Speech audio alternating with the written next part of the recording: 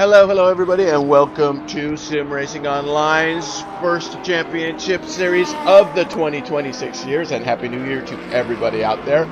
We are back. It's the Woody and Crow Show. I'm here with Neil Wood and myself to bring you this round one of the LMU Multiclass Championship, the ELMS P2s and the GT3s of any type in Le Mans. We're happy to have you here today.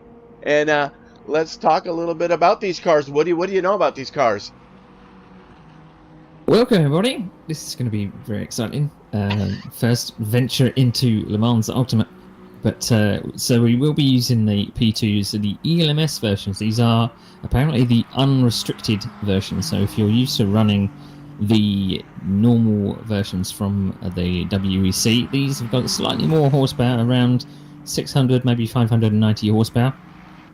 Just under 930 kilos, and pretty quick, especially at Spa. Eau Rouge is going to be exciting, but we've got the LMG GT3s here as well. So we've got the Aston Martin Vantage, the BMW M4, the Corvette Z06, the Ferrari 296, the Ford Mustang GT3. We should have the Lamborghini Huracan. I haven't heard that one out on track, so no one has dared to take the Huracan just yet, but we have heard the Lexus RCF, the McLaren 720S, which is particularly quick at the moment, and the Mercedes AMG, and the last but not least is the Porsche 911 GT3R. So we should have a good lineup of cars in this race. Apparently I'm not sure what tyre choice they're going to have. The GT3s do have a choice of softs, mediums and hards, so we're going to have to look at the strategy, Rob. Very good, very good. Weather today is going to be mild, just some partially clouds, a nice treat for Spa, which usually gives us rain. It is an afternoon start, so this race starts at 3 p.m. In Spa time in the Ardennes forest here. And we'll end around probably 7 p.m. because it's 3 times time excel. So we're going to get a little bit of action as far as that goes and the weather. Got a pretty good field today.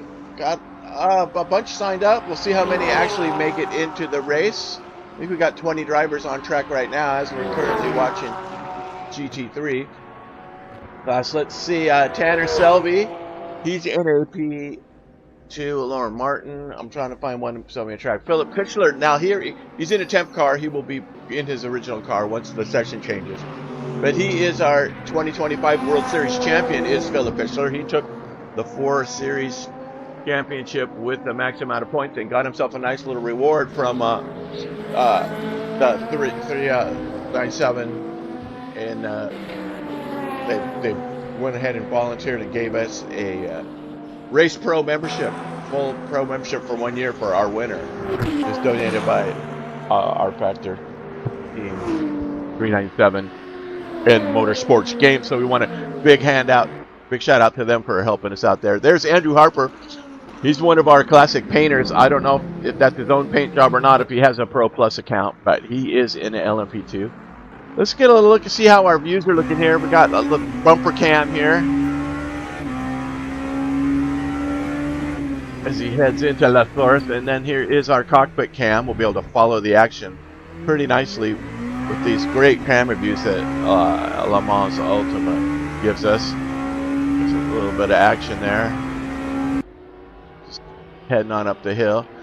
We are about 4 minutes away from quali, so just if you can see the leaderboard there, what kind of lap times these guys are putting in. Let me give you the full grand view of everybody, so you can kind of see who's got what as far as times there. Here's the mixed view for you.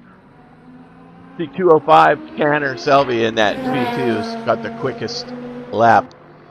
And then you get down to the GT3s, Middleton and the BMW with a 14 seconds some difference in 1 lap at Spa between the 2 classes. So we're going to see a lot of passing today as we wind down this practice period. It's quite interesting. We've done quite a few races at Spa in several different variants over the past few months in 2025. This is probably the first time I've seen it in the modern layout. So I believe this is the 2023, maybe 2024 configuration. It hasn't changed physically, but obviously the advertisements and things have changed. But we are using the normal layout, so we're not going down the hill for the endurance pits, which I know not a lot of people like because it takes ages to get out of the pits. Yeah, I could see having to do a drive-through on that, and you're half a lap down. At Spa, which is a two-plus minute lap, it's pretty brutal to make that up. But it's the same for everybody, so we shall see. Still waiting for some stragglers. The Spa is a popular choice for many sim racers. It seems to be a popular track that people gravitate towards. But I don't know what it is about Spa that is so interesting. But maybe it's the challenge. Going up Eau Rouge is quick. I'm not sure it's going to be flat out in the GT3s, but it's still a very quick circuit. So we're going to see a lot of drafting battles up the Kimmel Straight today. Yeah. I have tried to get it, keep my foot in it going up there, and gotta lift a little bit. I do anyway, just to keep the next apex. As you can see, Vandergeest having a little fun there. Glad to see John in this LMU race. A lot of first timers here for LMU, and that's good to see. That's what this championship's all about. That's what SimRacingOnline is all about. Let's get out there and check out all these sims. We have a bunch of stuff happening too. We even have a Assetto Corsa Evo series starting. It's just a test series, so if you have that game and you want to get on and do a little bit of multiplayer racing, we have a series starting on that that's going to be on Saturdays, I believe. So check that out. This will also be maybe some of the drivers first blowing out the cobwebs after the new year, their first series back. So we may see some teething problems because people maybe not warmed up, especially after the Christmas break. Right, very well could be. So let's hope that everybody can keep it between the lines at least to keep their cars in one place. I did want to look. I'm looking at Vandergeest. He's parked now, but John is one of our newer VR drivers. As you know, Woody, you were helping him out a little bit trying to get it down. So he is probably about a week or two's worth of racing in VR, and he's finally gotten up to speed. I think he's really taking advantage of it now. Yeah, I think being in the P2, you do need a little bit of spatial awareness because it can feel quite claustrophobic, especially in VR. I think even the LMP, the hypercars actually are probably a little more claustrophobic than the LMPs, but you've got a headrest right in your peripheral vision where you don't want it to be. So, and these drivers, I can't think of how many laps it's going to be before the LMPs catch the GT3s, but right. Lapping is going to be. It's going to be pretty difficult at certain places on the circuit. All right, well, with that said, practice time has come down to 0. That means that the server is going to go into a session change here, and we'll see all the skins as we are moving into the 15-minute quali. Now, quali is going to be private, so we're going to have to follow them around individually here and see who's got the fastest lap to put themselves at the top here. We're going to bring up the qualifying info and try and keep an eye on the track map here once it goes. It's a 15-minute session, and it has just gone green. And it looks like Hugh Smith might be one of the first ones out there in that Red Bull Ford GT3. Excuse me. So we do have outlaps here, so kind of go down the list. Starting up top of the P2s, we got Nick Westy. So Nick Westy is in the blue and black livery there. Have to remember that for later, the Kaiser skin. And then Matej Descobaler, another one of our very competitive drivers from last year. Really, all these guys were in it to the end. It was really fun. So he's sporting the red, white, and black. Vandergeest, as we just talked about, in his traditional yellow. He seems to always gravitate in the number 9 car. So keep an eye on him today. Lauren Martin, he'll be all blue with a little bit of pink there in the 62 LMP2. Gil De Silva, he's got that charcoal P2. on him. And there is last year's champion, the 2025 World Series champion right there, Philip Fischler, in the Calico custom. That's not a custom paint, but it is a lot of colors there. Anyway, now we wanted to put him in the number 1 car, but we just couldn't figure it out. So he's in the number 3 car, but we might adjust that as the series goes on. Tanner Selvia, another quick driver. Glad to see him joining us again here at Sim Racing Online. As he gets a little bit of air there going up Eau Rouge, he'll be in the Purple Beast there. And then we have Andrew Harper in the purple. Bruno Neves, how would you pronounce his name? Neves. I'd say Neves. Yeah, I'm not too sure. Right. We are going to be butchering some names, so apologies. Yeah. So Bruno, and he is not in the Porsche. That is your temp car, and that's going to happen with this current build of LMU. Any players that come in after you, when we're spectators, as we're broadcasting, they are going to show in the temp car. Okay, meanwhile, Hugh Smith, this will be his first time lap, I believe. Here, he's made it all the way around. We see where we're at. So just starting his fast lap is very. Yeah. I think that's a custom livery that Smith has got. We normally, I think it's the law of sim racing that you have to beware of Red Bull drivers or Red Bull liveried cars. But let's hope that that's not a thing. But Hugh Smith, I think he's pretty much a newcomer to Sim Racing Online, but he makes it up by Rouge okay. Doesn't go through track limits. And up the Kemmel Straight for the first time. Right. It doesn't seem to be recording a time just yet. Maybe he had an off and that this lap isn't counting. Or maybe, I guess it is. It says no time yet. There we go. My bad. So yeah. So he is the first round, so he's obviously going to put the first purple sector in of the GT3s. So we're going to have to keep an eye on who's going to be putting the purple sectors in for the second and third. But he's making his way down the hill towards the right-hander. This is always very tough to keep it in for that right-hander and down the hill. And slight brake, dab of the brakes and minding out for that sottish curve on the inside, and then a short straight for a very fast left-hander. Yeah, this is a really fun turn, and when you get your car dialed in just right, you can just put your foot in it early and keep it in it until you get to this next little section here. After Puhan, this is Campus, right? And Stavlat, turn 15 and 16. And then the Curve di Palfiere and the Blancmont section, which is the high speed. Keep your foot in it and try to hold that apex into turn 18, 17, and 18 section. This is where you're hard on it. Just coming out of Stavalo now, up the hill all the way, got to carry the speed all the way into the checker flag. So this is pretty much sector 3 all here. Just got to keep your foot in. Try not to run out track limits on the outside, and try not to run wide. There is a little bit of runoff, but you don't want to ruin your lap right at the end and then looking hard down to the right-left chicane, which can get a little bit spicy in the race, and over the line for the first lap. And let's see what he's got for the GT3s. 220.7. Not too bad.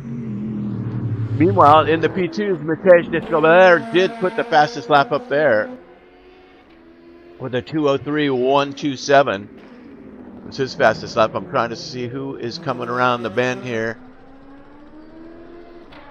next to get to that start finish. Tanner Sylvie will be coming across here. Green and green. Currently 7th. And that bumps him up to 4th with 4 purple. Not too bad. Tanner Selvey puts himself in 4th. It's interesting how he's showing all purple there, but he wasn't the fastest lap compared to the Scabalair. All right.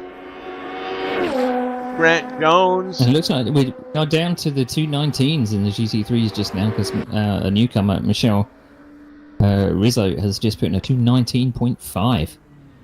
Nice. That is good power. Yeah, that's a anything under 220 that's a rip and lap at Spa in these GT3s. And this is also a newcomer, Grant Jones. We did some work with him at the last minute there to make sure he got his account registered, and he is on track, ready to go.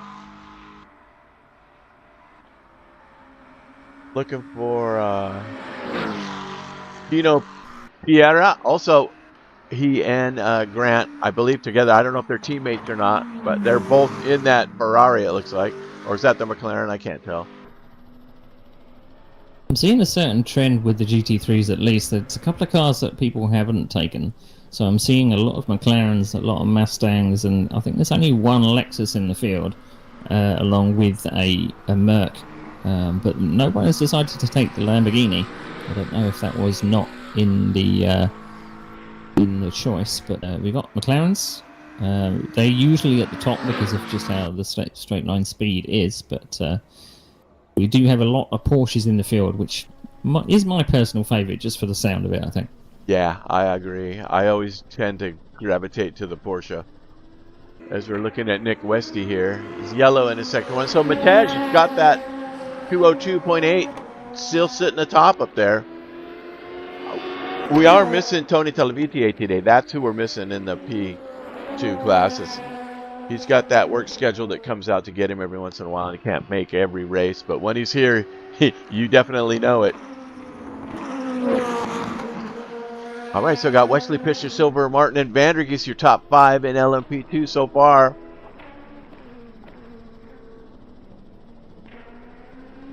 And also bearing in mind, we do have some duplicate names in the tower. Unfortunately, we can't differentiate in the tower who is who. So we've got a couple of Middletons for you today.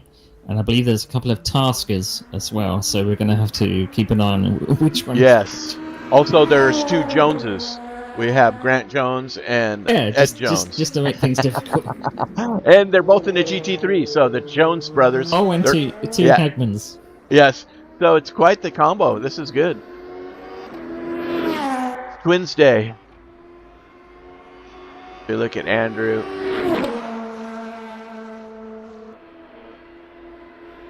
Currently 7th, just ahead of Gilles with a 2:10. Gilles got that 2:11 too. So these guys are off the pace a little bit of Westy, who just jumped on top. Did we lose Descobler? Looks like Descobler has left the server, apparently. So we shall see what happens there. Unless he's at the bottom. Nope. He must have crashed. Well, he's got 6 or 7 minutes to get back in. 6 minutes, actually, and 3 seconds. That puts Westy up top, so that was unfortunate. About 5/10 off was Westy. Pichler will be moved to second now. He's coming out of his outlap as well as Tanner. These guys are getting ready toward the ends here. We got just under 6 minutes remaining. So jumping to the GT3s, we got Rizzo holding on to that 219 and Lewis Middleton right here in the BMW. I think he had a little bit of trouble there, but he did have a quick last sector, putting him holding on to that second, but he hasn't broken into the 19s yet.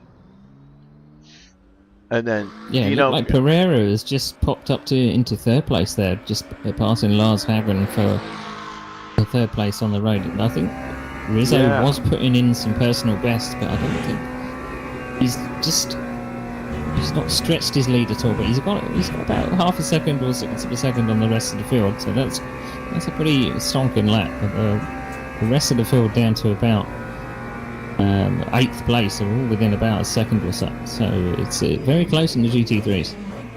Yeah, which we would hope for. And then again, what were the 2 free cars with the McLaren and the Mustang? So that's probably why we see a lot of those, because if you don't have all the DLC, you get those 2 GT3s for free. So that is part of the reason why you see a lot of more cars in that. Let's see, Lauren Martin. He's getting ready to come across here. He's hitting through the chicane. His best is a 2:06 so far. Better. 2:06.67 was his time. A 2:06, 2:03, so he did improve by some tenths. And here comes Westy. going to come across again. That 203.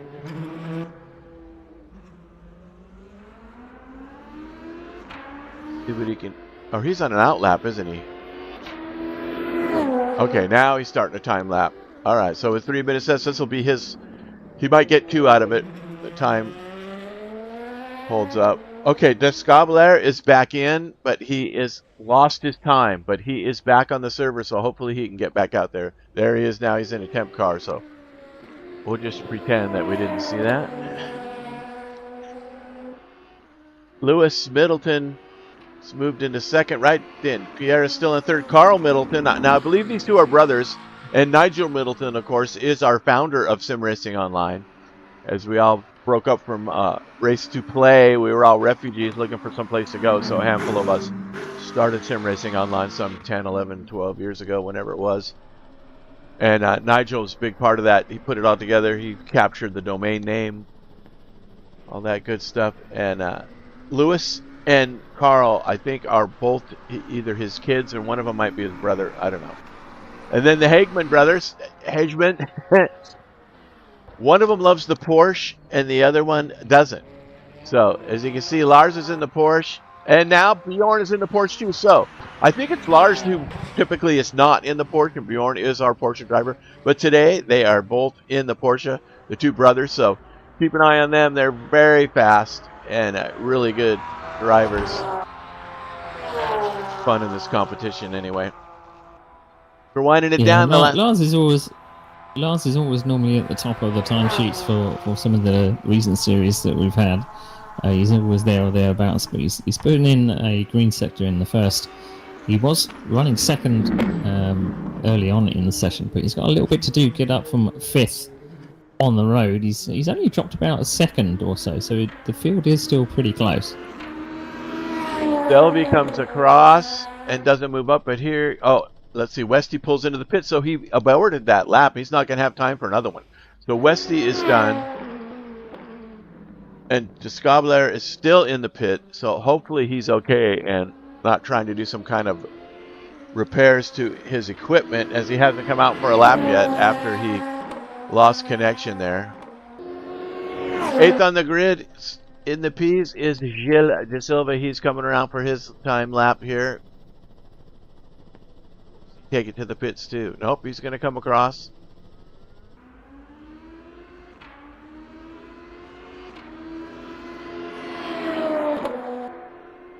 Right. Well, who else we got here?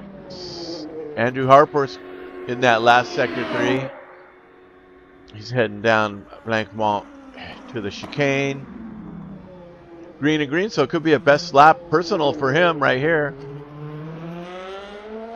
I do see that both the Middletons, Carl Middleton and Lewis Middleton, are now second and third on the grid, pushing for Pereira down to 4th place. We're still waiting for Lars Hagman to come over the line. He's coming through the last chicane now. Looks like he may improve. The sector times are not purple, but they are an improvement.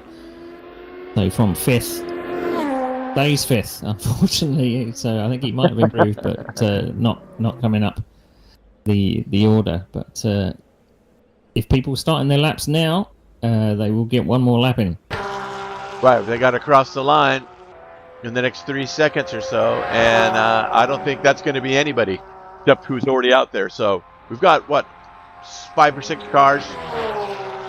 And here comes Tanner. This will be his last time lap here. Oh, he could get, no, he's done. Yeah, this time's up, but let's see how he does. He was purple in sector 1, but he lost that half a second in sector 2. And Tanner remains in 3rd. So pretty much job well done there. So I'm seeing Neil Tasker is just coming to the end of his lap. He's coming up to the chicane now. He's currently in 9th place. He's at the moment 2.3 seconds down on pole. And looking by his sector times, he's going to improve by about a second. So I don't think he's going to be in the 219s, but he's going to be very close to the 220s, 21s. Over there it is. Yep, a 21.9. Stays 9th place. Very good. All right, so I think we have it. I am going to set the starting order. think there's still a few changes to be done. There is some GT3s that are still on it. I know Lewis Middleton crossed the line just before the finish, so things might change. So hold fire there, Rob. Yes, sir, you're right. Andrew Harper's still out there. And Lewis Middleton, I believe, is still out there. So let's see what Harper can do. So we got Lewis Middleton, we got Lars Hagman, who's just coming up onto the back straight. We've got Hugh Smith. So we've got 3 drivers that could improve. And one is closest to the line. Harper just spun it right at the chicane, so he is out of it. But we've got the 11th, 14th, and 13th place cars still to cross. First, of course, is Lewis. I think stays there. It's Lewis. And then Hugh Smith is the next one, who goes into the pit, so he's not going to improve. Right. Lars Hagman is just coming across the line now. Is he going to stay 5th like before? It looks like he is. No improvement. So now you can press the button. That starting order. Let's see if it worked. There we go. All right. Yep. It looked like it worked. There you have it. Row 2 will be Tanner Sylvie. You saw row 1 with Westy. Tanner Sylvie. Row 3 is Lauren Martin and Jean Vandergeest. And I don't think they give you a warm-up. Andrew Harper and Gilles De Silva. Go to the grid for a race start. Yeah, we are 90-second away as the grid finishes here. Lewis Middleton, 11th overall. So that is actually, or Carl Middleton and Lewis. They're 2nd and 3rd together. The Hagman and Smith, 5th and 6th. 7th, Bjorn Hagman and Grant Jones.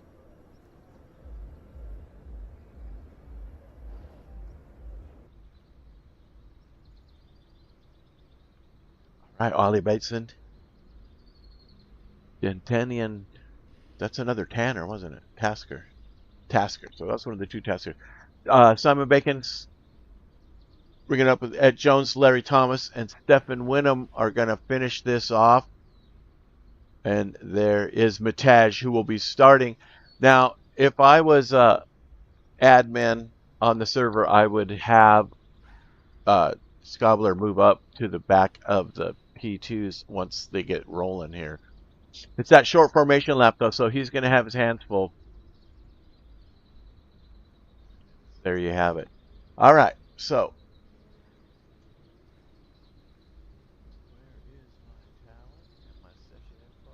So they're all starting on the back straight. There is a small gap between the P2s and the GT3s, but they're starting on just before the last fast left-hander. So the field is beginning to move away. A short formation lap. All right, here we go. And that, I'm not nervous. You're nervous. and I believe the car we see in the pit is actually Stephen Winham. So starting from... Yes, that is an option too. People can start from the pit lane if they don't go out on the formation lap. It's sometimes a good strategy, but we'll have to see.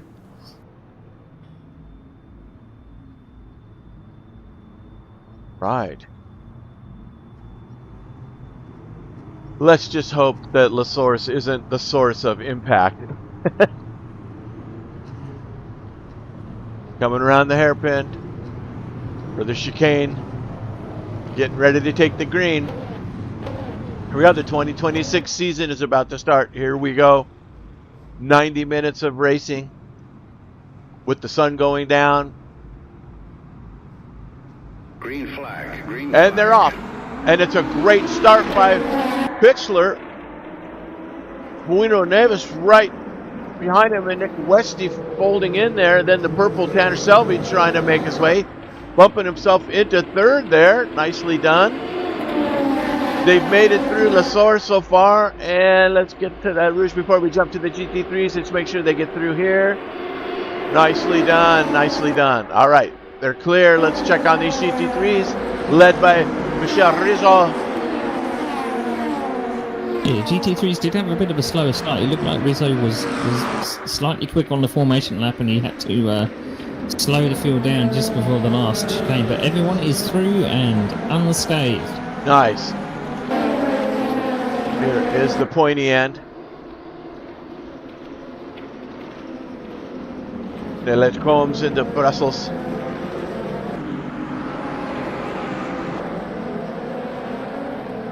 Rizzo leading them through with the GT3s. Lewis and Carl Middleton. Second and third. Dino Piera right there in that mix. Up ahead, it looks like Tanner was trying to make a move on Pichler there. Very nicely done. Nice start, these guys. Good job. I'm going to bring up the trap map for you there. So you should be able to see that now. It does look like, sorry Rob, it does look like Bjorn Hagman has dropped down to about 14th place. So I did say unscathed, but it looks like he dropped down from about 6th place down to 14th place. And it's like an absolute gaggle of cars at the back of the field, so he's got some work to do. Right, there he is. He's in that Porsche. Lars.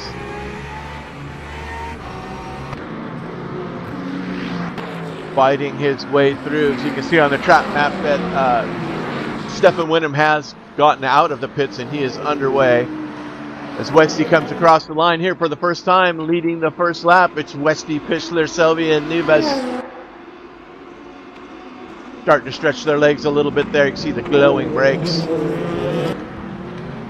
Meanwhile, back in the GT3s. Nice and congested back here. Yeah, it does look like the top two have got a little bit of pace advantage at the start over the rest of the field. The rest of the field are fighting over the third down to about 7th place. But the top two are making a break for it, and I don't know if they're going to work together to pull out a little bit of a gap. At least Rizzo was in the 2:19s, but we'll have to see if he's going to be pulling that kind of pace in the race. We've got 90 minutes of racing to go, haven't we? Right. Excellent start of the year. We've made it one complete lap with no incidents. That was Ferrari at Eau Rouge. Oh my goodness. Do we know who it is?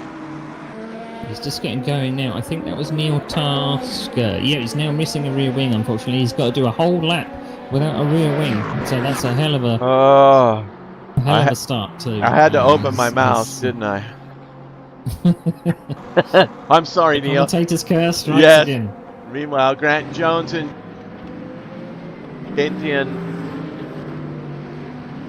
Anton Tasker, is that D-A-I-N? Dayton Tasker? Going with that. Yeah.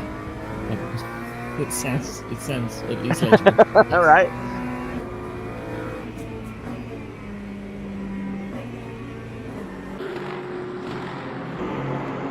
Grant Jones. There is an absolute huge battle going on from 3rd, 4th, 5th, 6th, 7th, and they're all different cars as well. So the block is working. It's slightly running wide.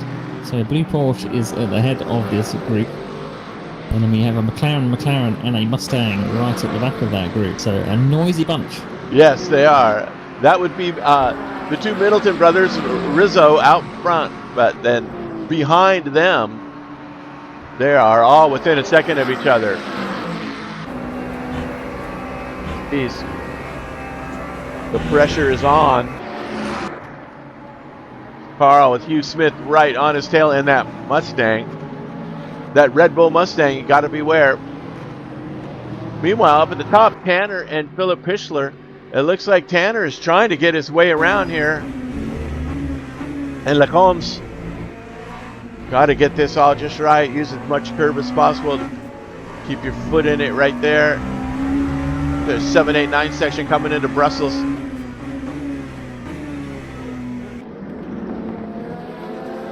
So you can kind of use the track map to see where the good battles are. That Lars and Lewis.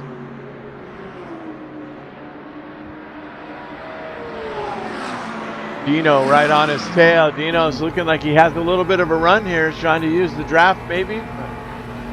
Just not enough track left to put the move on him, but a good move nonetheless. Meanwhile, Weber, who started dead last up the series, he has made his way up to 6th place now.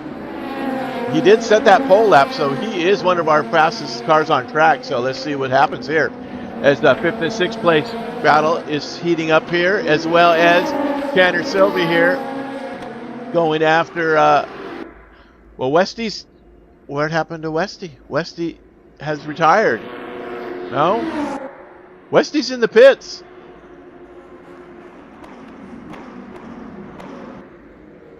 No, I'm showing Tanner in the pits.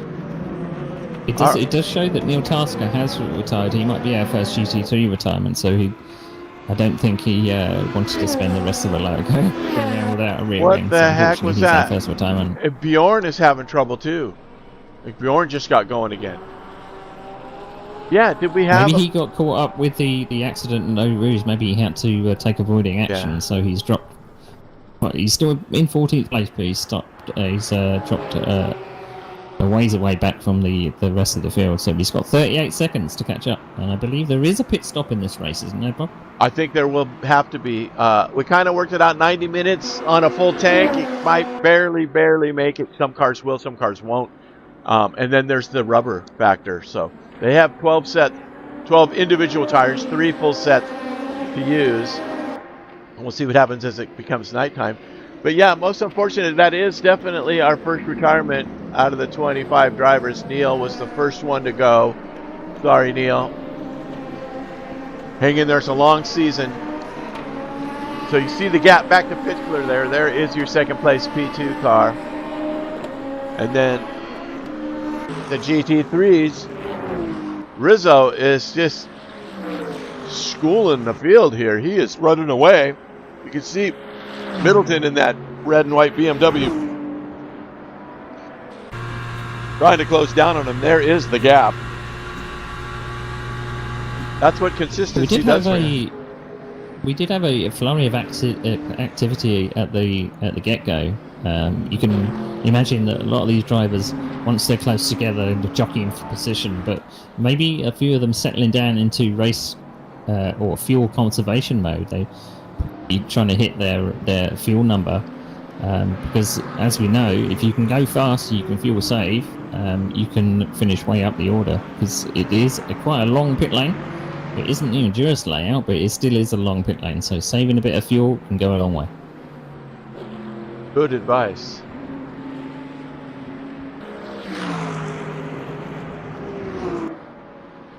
So if you're not familiar with WEC, some of these cars are set up with some fuel save lights on the dashboard, and they can give you an idea of how much you need to lift and coast.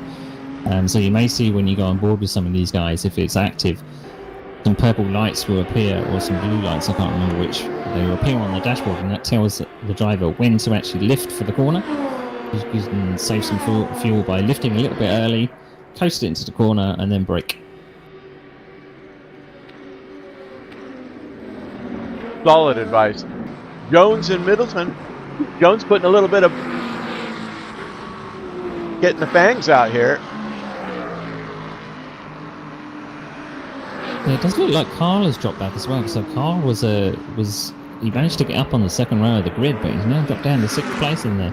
Maybe he got a little bit shuffled out, because there's no real advantage starting up front at Spa. You are vulnerable on that first drafting opportunity down the Kentwell Straight. So maybe he was one of the losers of that. So down to 6th place, so he's got some work to do. 12 seconds behind the leader.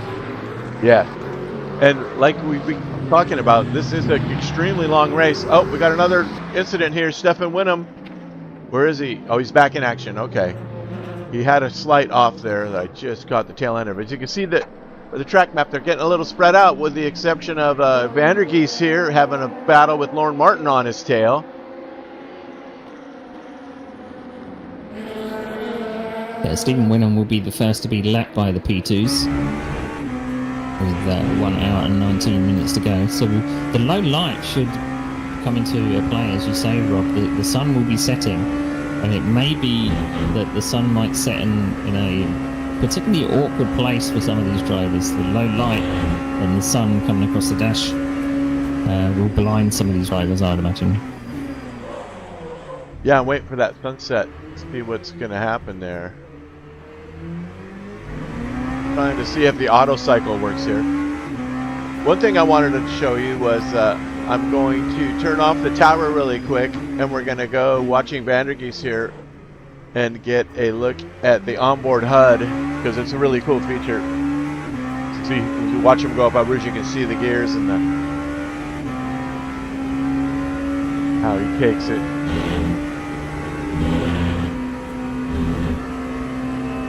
The helicopter there.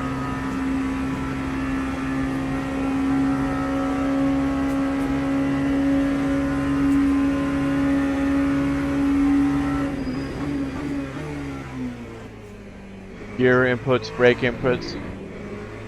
It's a pretty cool little feature that they have there. So I just wanted to get everybody a look at that. Pretty cool. Alright. Back to the tower. But it still looks like Carl Middleton is being shadowed by Grant Jones. Grant Jones did get in at the very, very last minute. A newcomer to SimRacingOnline, but they've been absolutely nose to tail. Side by side through the last chicane. Epic. Look at this. He went around the outside of the last corner. With the BMW right behind him. That even surprised me. I didn't think he was actually going for a move. I wonder if it came by surprise to him as well, but it has led the BMW to come up to the back of this group. So Carl may have taken a little bit out of his tyres at the start and is now dropping back. Or maybe he's in fuel save mode. We'll have to see. And Grant Jones is pulling away. Now Tasker in the BMW, he's looking pretty racy right now. See if the BMW has on that Camel Straight there for that McLaren. Those McLarens are pretty stout, but that Beamer's got some torque. I noticed that you don't have to shift as much in the BMW. It can handle the lower revs in those gears. It's just so torquey. Yeah, the BMW is kind of been rumored to be one of the most comfortable cars to drive in the sim, and the McLaren at the moment seems to be one of the fastest, at least in a straight line. I don't think it has the handling characteristics of a BMW, as in the easier handling characteristics, but at least it's a handful for Carl Middleton at the moment, because it is. That BMW is all over his rear lid here. Let's see if I can play with these cameras here and get us a view from the back. There it is. There's that BMW.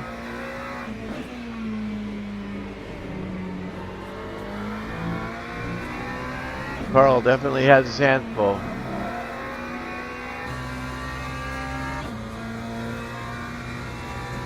That Merc of Rizzo has pulled out about a 3.5 second gap on the rest of the field in the GT3s. Lewis Middleton is holding his ground in second, with Lars Hagman not too far behind. But the top three have now broken away. The gaps are getting a little bit bigger, but I'm very interested to see what happens as the tyres wear down, the light changes. We aren't expecting any differing weather today, but 39 degrees track temperature, 22 degrees air temperature, so it's quite cool. So it should get even colder into the sunset hours, so it should be a challenge for these drivers to... Maybe Eau Rouge won't be as fast as it was. Right. I'm curious to see what the evening times are compared to the times we are seeing now. Speaking of that, who has the best lap today? That would be Nick Westy in the ELMS P2 with a 2:05.5 as the best lap, and Philip Pichler right behind him with a 2:05.532. So 5.76 and 5.32, actually, because of the fact that it's not in order, I believe Pichler has the fastest lap. Does he not? Nope, it's the Descobler with a 2:04.4. So 2:04.492 is the fastest lap with the P2s, and the 2:20.538 by Michael Rizzo is your GT3 fastest lap so far. 15 minutes in. Uh-oh, Sylvie. Where's Sylvie? Sylvie's in the pits. Sylvie, is he going to be a retirement? It looks like we have our second retirement. Darn it. Well, it does look like our first scheduled stop has happened for the GT3s. Ollie Bateson has been in for a stop, got some tyres, and he's now on his way out. So I wonder if that was scheduled or forced. And that is quite early for... We're only about... I can't do the calculations, mate. We're not far into the race. I think the stint is about 45 minutes to 50 minutes. Yeah, we're an hour and 13 minutes left. Maybe he's getting his short stint out of the way and doing the long stint for the last part of the race. Could be it. Unfortunately, we can't see what tyres they're on, but... Come the leaders. Going through the traffic now. So, I believe that is Tasker right there they're going to go through. And then the BMW of Carl. Or the McLaren of Carl. I'm sorry. Ericsson's in the BMW. Where is Ericsson? There he is. He's in the Lexus. Ericsson is the only one in the Lexus. Attaboy, Barrett. Nice. That's a good looking car too. It's definitely custom skin. It's got his name on the back. Very cool. Yeah, it's a similar paint job to Ed Jones, who started near the back, who's now up to 10th place in class. He's actually right behind his teammate. But he's in the Porsche version. They are, yeah. Bad Voices Racing. But there is Ed right there. So good to see that the teams with their... Ooh, I like that blend. A nice blending of the red to black. It's a good looking car. So good to see Barrett back. Lexus around. Okay, Hugh Smith putting a little pressure on Dino. Looks like he's gotten to his bumper now. Heading up into Brussels down here. Really tricky right here. I mean, so he's in first gear, taking it. Get on that gas. This is the little bit of the trickier one here. Lift and then get on it. Nicely done there. And I can see why he's all over Dino's bumper. I mean, I don't know about you, Robert. If you had a Mustang up your rear end, I think you'd maybe be a little bit intimidated, don't you? Definitely. As we're now looking at Fischler challenging Westy here for the lead as they're coming up to traffic. So this could get interesting here, as these guys are on the tail end of Vino Piara there and this battle. So I think they're just going to come onto the straight just in the nick of time, really. Right. Are they going to go inside or outside? Yep. And they're going to get through. Nicely done. So well timed. I bet they were thanking their lucky stars that they didn't actually come upon them. Absolutely. A bit earlier on right. From the Mustang. You see those protos up ahead there. Another blue flag comes, another proto right up the Mustang's tailpipe. So do we have a track limit? Yes. A track limit for these drivers? 4 offs before you get punished. So I think it goes in 0.25 depending on severity, correct, doesn't it? Yeah. If you do a really major cut, it's 1 point. So if you did a little bit of edge at the top of El Rouge, it might take, 0.25 off. If you cut big deep, it might take 1 off a whole. Motors are getting through. Unfortunately, the two... Now, Tanner has not showed up as a DNF yet. He's still in his pit, but it hasn't been officially DNF as of yet. So we'll just see what happens there. Meanwhile, this battle here with Fischler getting around the GT3s, sticking with Westy. Really impressed with Mataj coming through the field there from that. Obviously, he had troubles and had to leave the server and come back, as these protos are going to get through.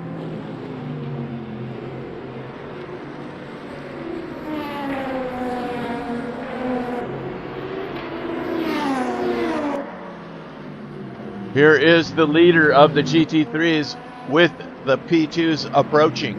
So he's got a little bit of time left before the crunch comes, but there they are. Lewis is dealing with him now. Rizzo will be next. Yeah, he's opened up now at nearly a 7-second gap. I haven't been able to see his last lap time, but he has got the fastest lap of the race compared to second place, which is a 2:21.1 compared to Rizzo's 2:20.5. But yeah, he's opened up a little bit of a gap. And I suppose these P2 cars have split up. Depending on where they catch these GT3s, they can split up some of the battles somewhat. Yeah, we definitely have a pace difference. And then, yeah, that is the luck of the draw when you come up to the mobile chicanes known as the other class. But I am seeing Bjorn happen back down to, he was down in 14th, 15th place at the start, but he's now worked his way back up to 11th place. And he's got a pace advantage on some of the cars ahead, so 221s he's running against some of the other drivers in front in 223s, so he could possibly get up to 6th place before the pit stops, but we'll see. Here is Bjorn. I love the way he takes that full pedal to the metal. No lift, late braking. Anyway, he's got that 221 up there. He's got just really good pace here. Nice, smooth, relaxed style. It's very good. I don't know about you, Rob, and how many endurance races you've done, but I find you have to be in a certain mindset for, you know, you have to remind yourself that it's not a sprint. It's an endurance. You have to kind of pace your body as well. Relax your shoulders. Don't take too much out of your energy wise as well. I know it's only 90 minutes, but you want to kind of keep concentration up. You want to be going moderately fast, but you don't want to be treating it like a 20-minute sprint. Correct. No, that's all good stuff. Exactly what you need to do. I've done my share of endurance races where, you know, my butt has become completely numb. Even did some driver swap races in R Factor 2, which we will have to get into for this here in the LMU. Their driver swap, they're really starting to dial it in, and we're going to definitely take advantage of that. Both the pointy ends here. This pointy end is getting a little bit of action here as the three have tightened it up now, all the way to 4th place. So Matej right there. Now we have the top group of 4 cars, all within a second and a half of each other or so. Matej still that fastest lap of 2:04. I wish it had last lap like the other browser. They'll come with that. This is all pretty new stuff here for LMU, so just bear with us as we take a Rouge from the hood cam of Matej. Let's go over there.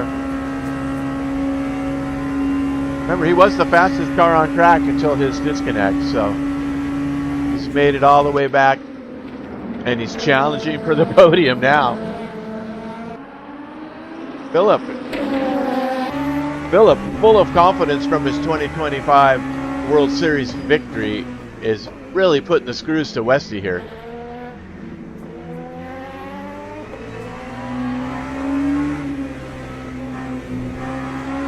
Yeah, I'm seeing 2 particular battles in the GT3s at the moment. We've got a battle for 4th and 5th between Pereira's McLaren and Smith's noisy Mustang, so they're within a second of each other.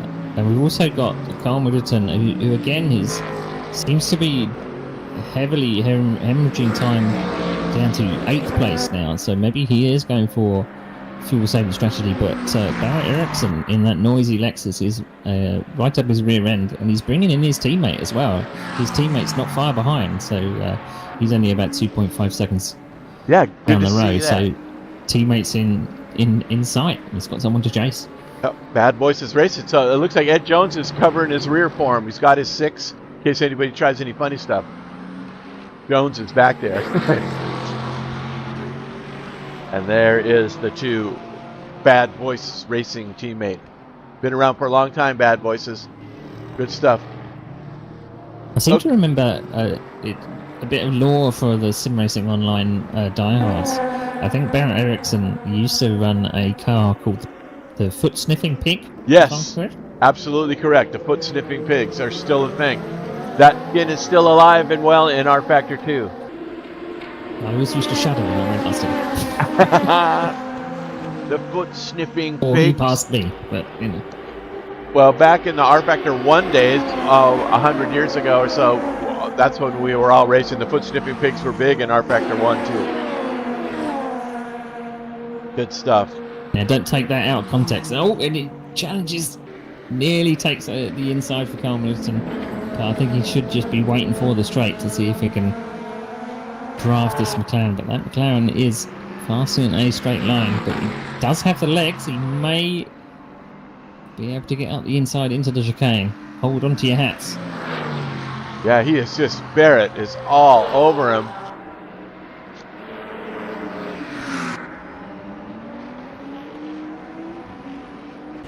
Although he did look like he dropped back on that fast left-hander. Maybe his car was a bit less stable coming through there than the McLaren. But he does have the pace, but Carl Middleton not putting any defensive shakes, really.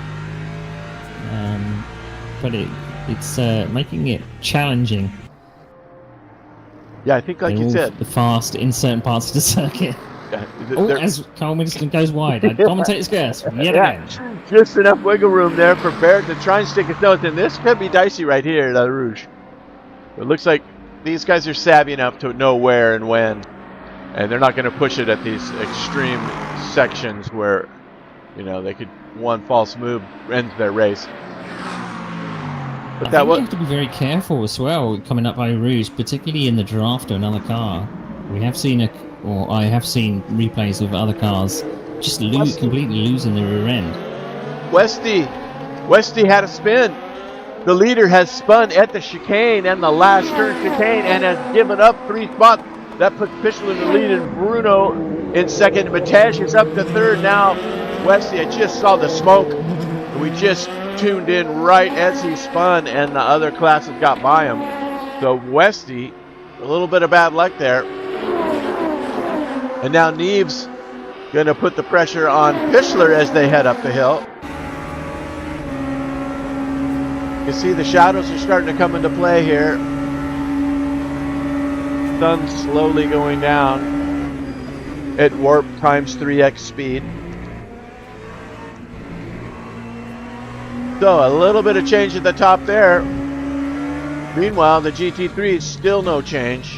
We got Rizzo just taking that Merc for a nice Sunday drive in the Ardennes Forest at Spa.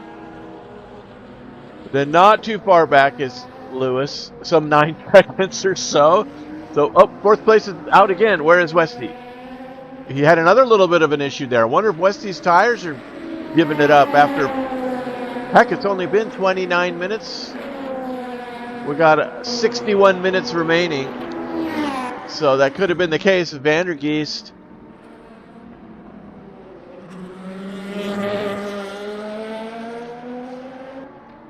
a little bit behind still, but meanwhile, Descobelaire is challenging for second place here.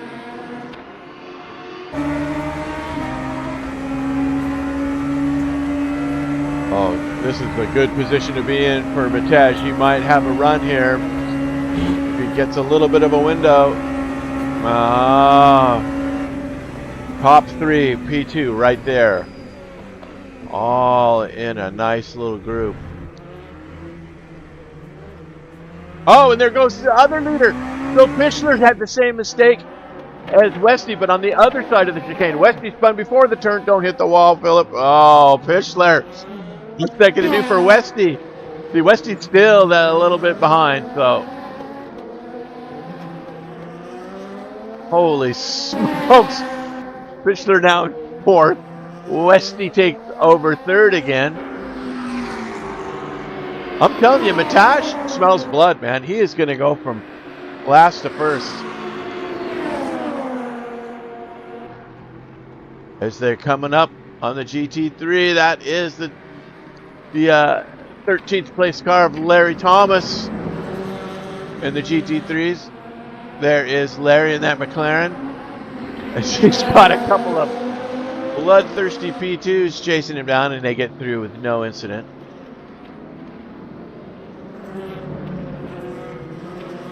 So Ericsson currently in 9th in class. Interesting stuff there. So get back to Matej here. He is not going away, Woody. He is letting Bruno Neves know what is up.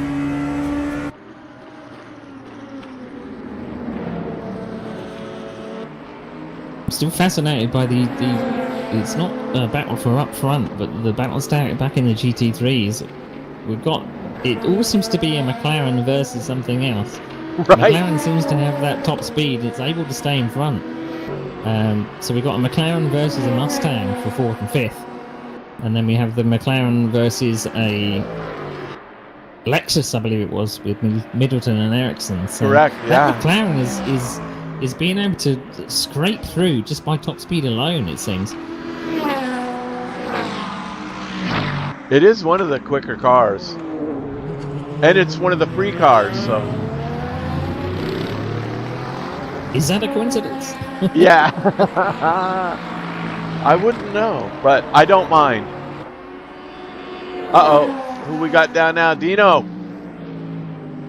Dino, currently 4th in the GT3. It looks like he was showing yellow there on the track map. I'm not sure if it was an incident or if he just maybe put a couple tires off.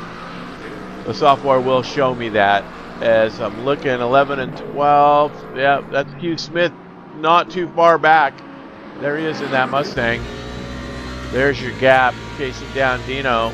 This is for 4th place up there, Dino. So remember I said that Bjorn Hagman was stalking in the background. Bjorn Hagman is now up to 10th place. He was able to get through Ed Jones and is now chasing after Barrett Ericsson. So that two-way battle between the McLaren and the Lexus is about to become a three-way battle.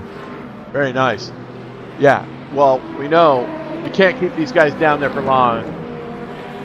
As the leaders going to come up on a little bit of traffic now. Next in line will be Bjorn himself. After making that pass on Jones, is now going to have to deal with this traffic. Look at this. I hope timing is everything. It's either going to set him back. Yes, they both got through. So now let's see what happens with lads in front. I mean, it can sometimes work in your favour and sometimes not.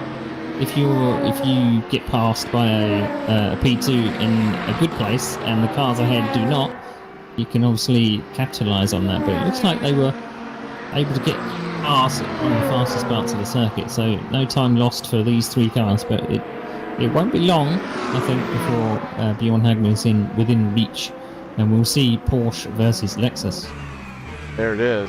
In the braking zone, they catch right up. So some really 56 minutes to go, which is just about on the cusp of, depending on how much fuel they've, if we're assuming that it's 45 minutes per stint, they might be able to push it a little bit further. But if everyone else is on the same strategy, the pits is going to be an absolute mess. Right, I agree. Who knows? As the last bit of the P2s of this little section here gets through, I believe that is 3rd place. Philip, was that Pichler just ahead there that got through? Yeah. Okay, so those guys are through. Yeah, I hold my breath because he got past Bjorn Hagman going through the bottom, through turn 1. And I held my breath because he was coming up on the Lexus going through Eau Rouge, and I thought, uh-oh. Look at the cloud of dust as it got through Carl, and there is Barrett, Hagman, and Jones in tow there. There is Jones. You can kind of see where he's fallen back a little bit. There's the group just ahead of him. So on pace, and though. Again, talking about pit stop, sorry, Rob. With these particular cars and this particular sim, you don't need to come into your pit box square. You can actually go into your pit box, the pit box at an angle, and the pit crew will actually swerve it around. So it may help these drivers, but pit exit is going to be key. Interesting stuff there, Woody. That's good to know. So a lot of times in the past in the race sims, if you don't hit the pit box just right, nothing happens. So it's a very tight pit lane at Spa in general. And if you didn't have the pit crew turning you round, you would have to do a little bit of a shimmy. You'd need to come into your pit box and reverse, and then so the pit crew do their job. But it looks like Carl Middleton is now under attack. Carl, at the same time, our new leader Bruno Neves is catching the 5th place car of Gil da Silva, so he's going to actually put one of the protos down already. But yes, Bjorn and Ericsson are having it now. Here it is. This is a 3-way battle here. Yeah, Ericsson's got to have eyes forward, and he's got to have eyes in the back of his head. So right. He's not in the most advantageous position. No, he's in a sandwich there. With Carl in front.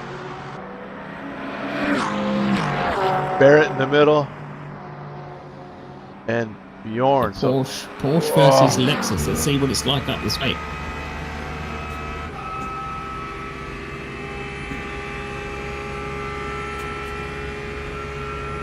Doesn't look like he gained too much, but I'm just looking at the times as well. Lars Hagman in 3rd is now right on the tail of Lewis Middleton in 2nd.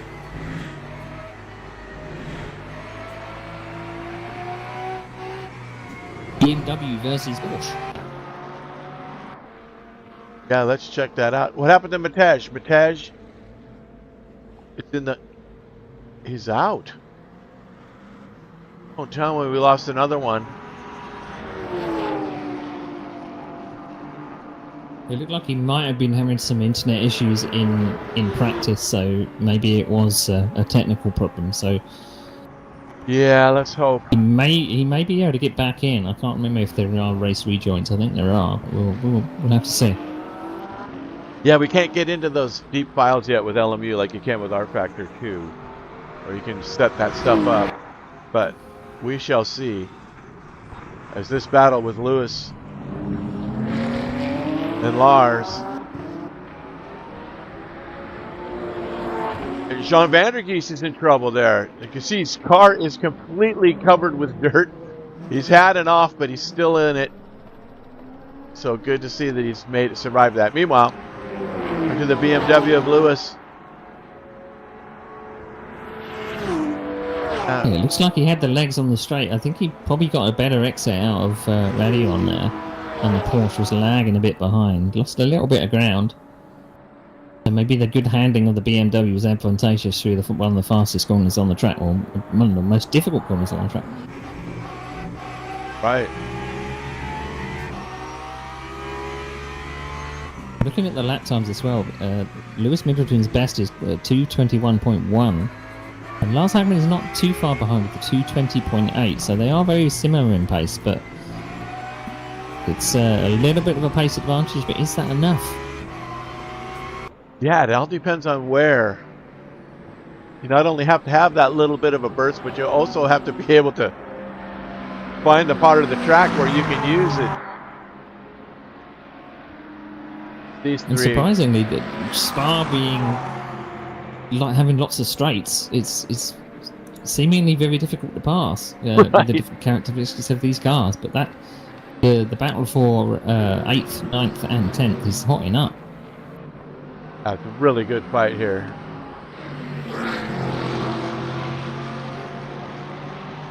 Bjorn looking for a way around that Lexus. But he's got his hands full with Ericsson. He's a pretty savvy driver. He knows how to make that thing wide.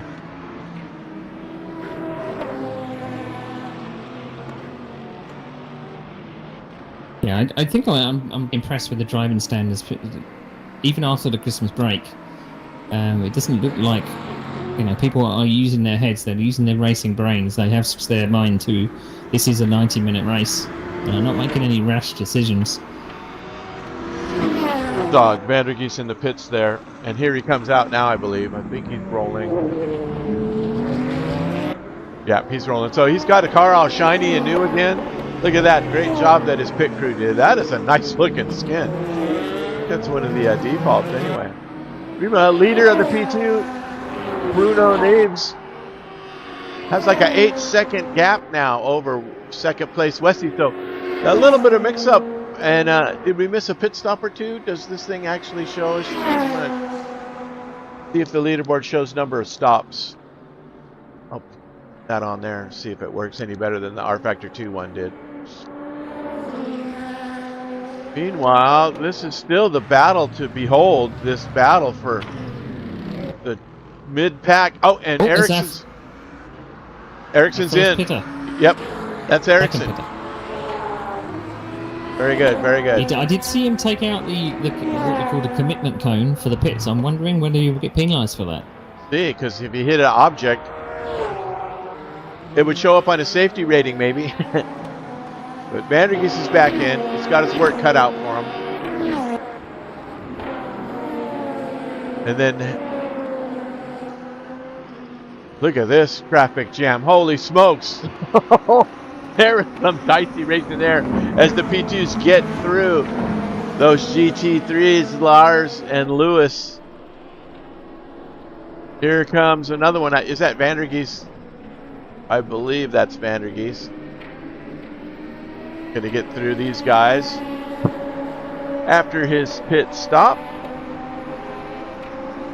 There he goes. So Barrett Ericsson is already pitting out. Simon Bacon was another one to head to the box in the Mustang. He's another one of our pitters. Pitting from 13th place. Ericsson rejoining now in 12th. And I didn't see him come up on the jacks, so I'm wondering whether he's actually double stinting these tyres, which is entirely possible. Good question. Meanwhile, this fight... The advantage is he's out of traffic. He's got a clear track. He can make hay while the sun shines, or goes down. Right. It is starting to get a little bit... Yeah, I can notice the sky changing a little. Variable clouds, light to medium. Oh. Larry Thomas. Here is Larry. Good to see Larry out and about, driving that McLaren.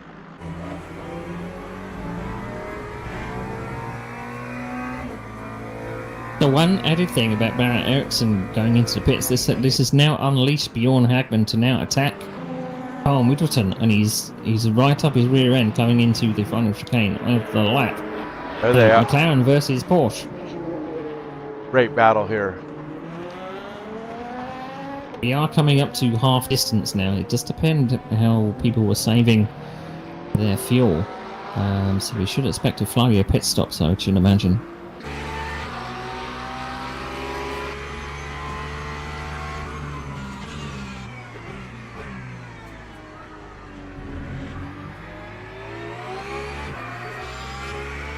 Camera I'm looking for. But looking at the fastest lap times as well, I don't know whether Bjorn Hagman is now stuck at Carl Middleton's pace. It's saying Carl Middleton has only put in a 2:23. I'm wondering whether Barrett Ericsson can now put in some fast lap times and do what is the undercut, as they refer to it in Formula 1. Bjorn Hagman is now in the slipstream down the Kemmel Straight. Making a move. May go for a shake up the inside. Oh, yeah. Looked quite, a little bit closer. Quite. Yeah. It looked a little closer from that angle. McLaren power. Yeah. And so see what the Porsche can do in the twisty parts here. Might have an advantage.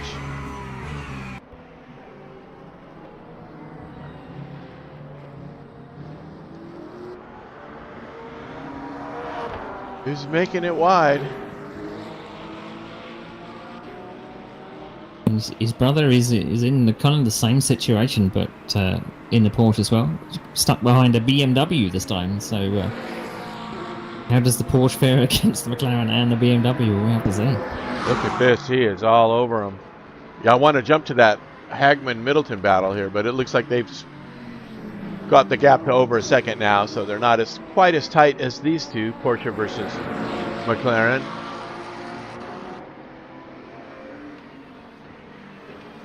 In both cases, Lars in third place. Oh, slight mistake. Oh, he's got the nose on him and he's got the position, and that's going to be an overtake. Look at that. Nicely done. Very good by Bjorn, moving himself up into 8th. Look at the speed in McLaren down the back straight. He's coming back for him. Oh, keep it clean. Fastest corner of the track. Oh! Woo! The Porsche holds on, and now they got to be hard on the brakes. He's going to try and stay the inside. Yeah, you got to play it smart here. Oh, he's coming on in. Okay. That's smart. That's smart, I think. Yes. He doesn't want to spend time battling with Bjorn and stuck under the rear wing. That's good. Good. So it's about just under half distance as well. So I'm watching. So Ed Jones is pitting as well. So we're going to see a flurry of pit stops. Right. And Jones pitting in the Porsche. His teammate already pitted, what, 2 laps ago, right? Yeah. So here is Lars and Lewis Middleton. P1s are pretty much spread out now. Westy's back on top. So they must have had their pit stops as well, yes? Good. Andrew Harper hasn't stopped yet, and he's in second place. I believe that is the situation in P1. Westy is in the pits now, pitting from the lead.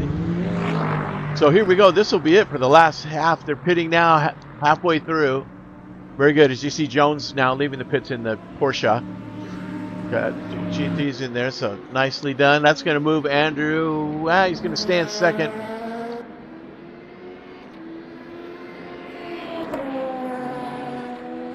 Meanwhile, the battle. They're both coming in together. Okay, so this is a pretty smart move, actually, right? Middleton and Hagman pitting together and battling together. As you can see, first place is in there, too. So, not only Rizzo's going to be out first, this will be the race out of pit lane. So, let's just see. Rizzo, who has been in there a good 5-6 seconds ahead of them. All the GT3s are coming in, just like you said, Woody. Here comes the Mustang now. So they are all pit in boxing. See how that... It also depend on how accurate they were in their pit stall. So if the pit crew had to move them any more, it's going to eat into their pit time. Right. So we'll have to see. The BMW came in before the Porsche of Lars Hagman. So I am watching this battle because I'm particularly interested in who's going to come out first. That's the Merc. Yeah. And there's the Porsche. He's passed him in the pits. And Lars Hagman was able to get in front of the BMW of Lewis Middleton. I think that flash of lights was probably in frustration. Yes, I agree. Oh, and then there's the Mustang. I thought I saw a Mustang there going in. So definitely have mixed things up now. Yep, the Mustang's in front of Middleton there. Okay.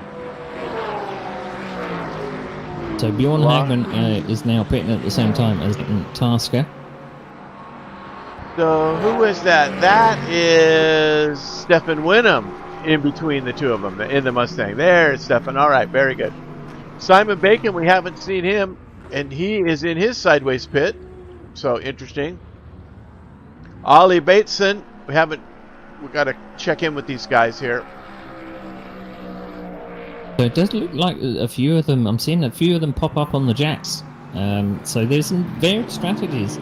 I think some people are trying to double stint the tyres and some people are not.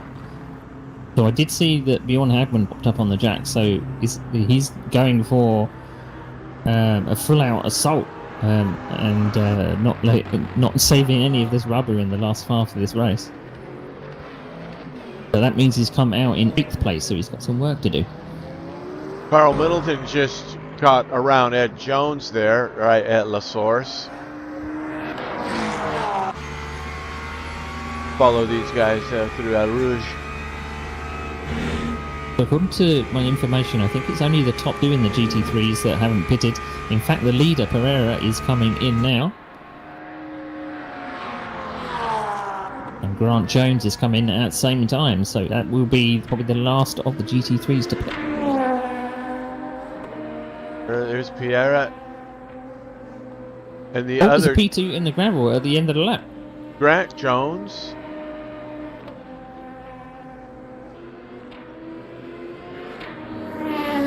Would that be? Is that Gil da Silva? Because he's a DNF. Would that be it was beached in the gravel? Must have Might been. be our second retirement for the P2s. We've got 3 DNFs, 1 GT3 Neil, and then Tanner Sylvie is in no man's land, and so is Matej. Matej and Tanner, I think, have had internet problems. And that's a shame because these are really powerful servers.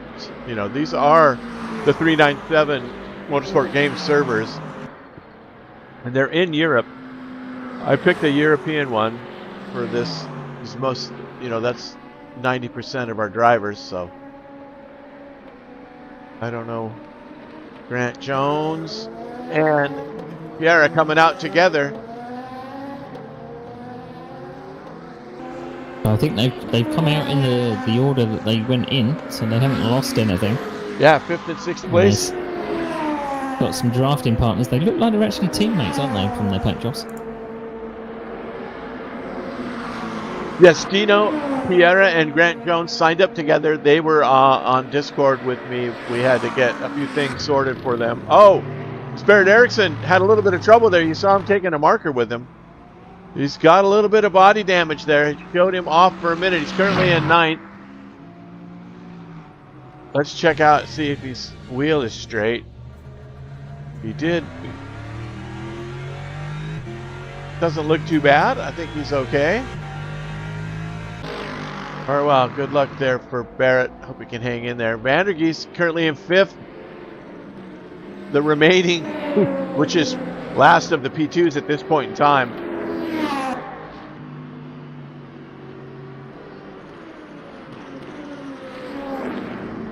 So it looks like a few of the GT3 swap positions, notably 2nd and 3rd, have now swapped positions. And I think the lead was about 6 to 7 seconds when Rizzo went into the pits. And it seems to be stable at that. But now Lars Hagman has been unleashed. And he's now got to chase that Merc in his Porsche. But his brother back down in 8th place. He did take tyres. So he's now got a nice fresh set of tyres. He's now on the hunt to pass Dayton Tasker, who passed him through the pit stop phase. And he's about within a second coming to the end of the lap. So I believe he was about 6th place before the pit cycle once he had got through Carl Middleton and Barrett Erickson. So he's got a little bit of work to do now that he's got a fresh set of boots. And Neves still holding the top spot in P2, but Pitchler is right there. The 2025 champion is challenging for the lead of this race. Just under 37 minutes to go as they get through Ed Jones in the red and black Porsche.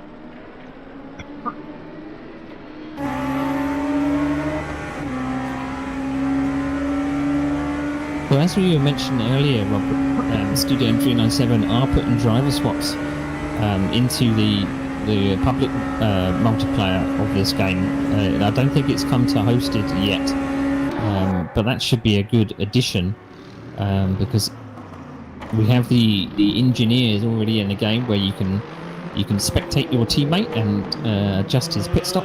And I wonder whether some of these drivers being teammates and being line astern are actually maybe talking to each other on Discord and saying, well, I'll pass you here and you can pass me there and work together. That's what endurance racing is all about. Yeah, super good stuff. The team endurance racing is a really good draw. I hope to get that going here as they develop it in the future. Good things are coming. This challenge for the lead is real. Excuse me, is that Barrett? They got through the GG. He's having a look, but being nice and patient. The pace is so equal on these P2s. It's all down to setup and driver skill. But Pichler riding that championship is coming out strong on race 1 here of 2026. Yeah, I think when they released the ELMS unrestricted P2s, they've been a popular choice because they are a much more powerful version than the WEC versions. So it's good to have something a bit more powerful and a bit more pokey that will be way ahead of the LMP3s and the GT3s. So. Yeah, that was one of the comments in the forums earlier in the latter part of 2025 when we were discussing this series. When these came out, everybody wanted this car. It's not as nerfed as the other LM P2.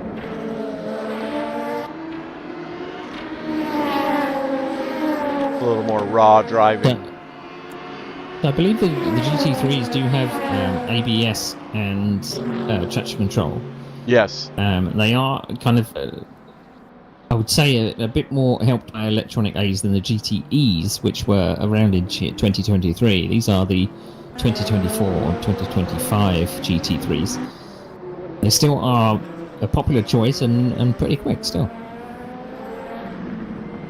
Oh, there's a spinner at the last chicane. Is that a P2 that nearly went around? Orange car. Last chicane.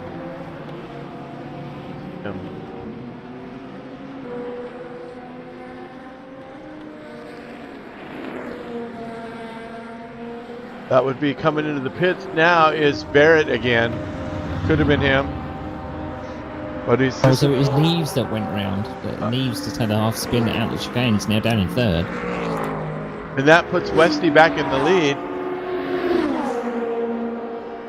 With Pitchler all over him. So this hasn't changed, so yeah, that's... They're trying to just fool us there. Barrett Ericsson is now in the pits again, so yes. He's doing a two-stopper. Either that or that was him that had it off and he had some damage maybe. Because I don't think there's the need. He just stopped, what, 7-8 laps ago.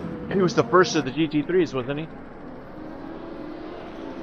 One of, yeah. He pitted very, very early. Back with Bjorn right here. There is Bjorn. Obviously, Barrett's going to be kicking himself because he's got to pass Carl Middleton again. Yeah, he's out with hopefully a fresh car. And after all that, even 2 stops, I mean, he's not too far up from where he started. So he's in 11th. He was up as high as 9th during the race. So he hasn't cost himself anything desperately anyway. No, not too far behind his teammate. His teammate was about 6 seconds behind him before the pit stop cycle, and he's only 6 seconds behind him at this moment. So he's not lost an awful lot. All right, we've just got Carl Middleton in the middle. Meanwhile, so it does look like Bjorn Hagman is aiming up for a pass. I just seen a yellow flag pop up. I don't know where that is on the circuit. Oh, it's right up the Kemmel Straight. It's the 20th car of Ollie Batson. There he is. He's lost his wing. He is in the barrier. It looks like he's trying to get it out of there. It might be stuck. Kessel Racing. He is stuck in the pits. And now he is out. So our 4th DNF with 2 pending. Matej and Tanner both in the mystery column. Here is Simon in that Mustang. Simon Bacon. Larry Thomas in the McLaren. Then I think it is actually possible after a heavy impact you can actually make the engine fail. I know I did a couple of times in practice where the engine just would not start again, so I wonder if that happened to Ollie Bateson. Yeah, we will never know. Unless we ask him. Yes, we'll have to find out in the tips. So the battle for 9th now is Jones and Carlson. And I think that Carl, that is, Middleton in that McLaren is looking like he's going to have a go. He's up to the side and he has got the spot, it looks like. There's Jones, no sense in defending. He knows he's probably outpaced by a half a second or so a lap. So just keeping his own race. His Ed, he's always there in the end. So but don't mess with success. He has a good system. Meanwhile, the pointy end of the GT is there, and here is the P2 pointy end. Pitchler within a second still. He closes up in the braking zones here.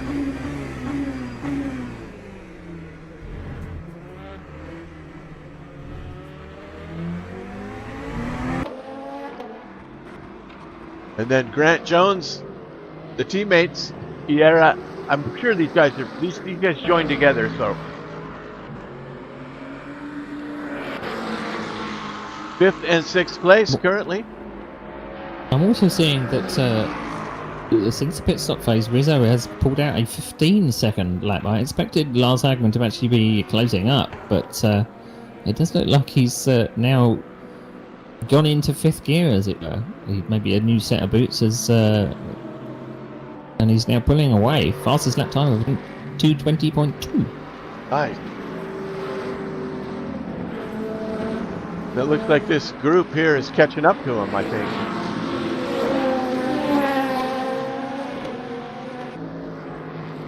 That would be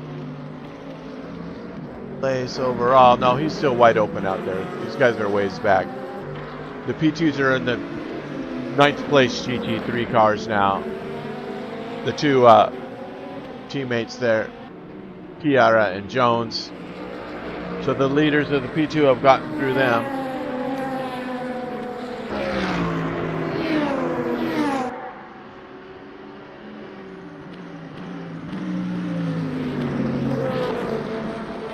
And it's just like that, Neves is out.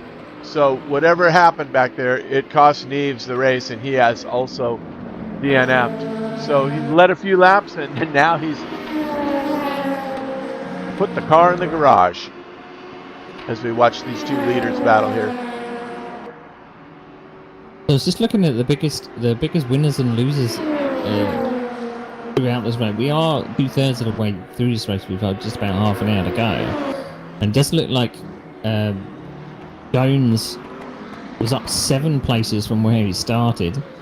He's now up in 9th place at the moment, and unfortunately the biggest loser of the GT3 so far has been Carl Middleton. He did start in 3rd position, so he's been down in 10th place, down 8 positions. Yeah, there he is now. I just got a little bit of a message from Bruno, and he says his tyres gave up on him. As we watch Middleton, as you speak, lose it and crash into the wall. That was, well, what happened to him? Where'd you go, Carl? So yeah, he just bounced it off the wall. He just broke loose, lost all grip. So tires are giving up, though. That is good inside information coming from driver. Vandergeest finds himself in 4th place in class now in the P2 due to the retirements. 1, 2, 3. I think we've got 5 P2s that are out. 3 official DNFs and 2 official GT3 DNFs. There's Vandergeest. Here is Lewis Middleton. Kind of off on his own now. Not quite the tight racing like we had a half an hour ago. But then you get down to Jones and Piera. And I think these guys are pacing within themselves. Yeah, I was just having a look at Carl's accident. It did look like he may have hooked up the inside curb going through that left-hander. He was very lucky not to take off his rear wing. He just had a nice pirouette and ended up in the gravel, but he was able to get it out the gravel and start it again. So that's very lucky from Carl. Here is the battle for the lead of the P2s. Philip Fischler right on the back of Nick Westy now.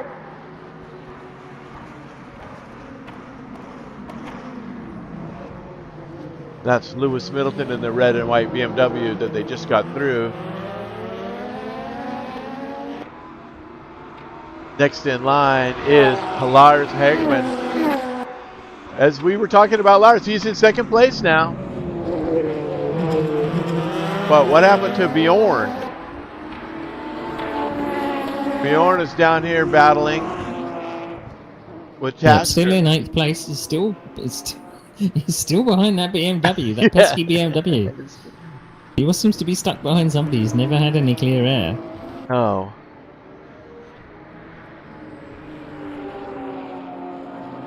Then Jones is behind this group, and then there's Barrett Erickson in the Lexus.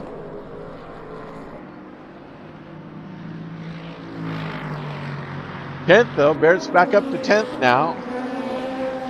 As we check on second place, Philip Fischler here. You see a little bit of a gap expanded there during the a little bit of traffic there as they got around. But Dino and Hugh Smith now. So Dino challenging that Mustang now. I wonder if tires must be coming into play. This is battle for 4th place in the GT3s. As that Mustang tries to hold on. You can see he's getting a little squirrely. It does look like those McLarens did have a little bit of a pace advantage, but it does look like that Mustang is a right old handful. Yes. But the two McLarens behind, we did say they might have been working together, and this has worked to their advantage. They've been to draft right up to the back of this Mustang, but 2 against 1. I don't think it's fair, Rob. Ha ha! Yes. So Jones. Oh, that's one through. Yep, and the other one's trying to tag along, and he does think a little bit wide, the Mustang. Now it's up to Grant to get through to stick with his teammate.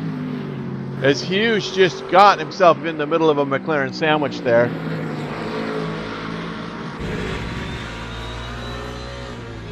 Yeah, I think the what was it? Pereira couldn't quite open the door for Jones to come through. Want that back? Nearly there worked, but that Mustang is arse out everywhere. He's got some rubber issues. That McLaren should have the top speed at the end of this back straight. They're going to be hard on the brakes here. Oh, you can see the skid marks of somebody that went off there. Oh! What? Who was that?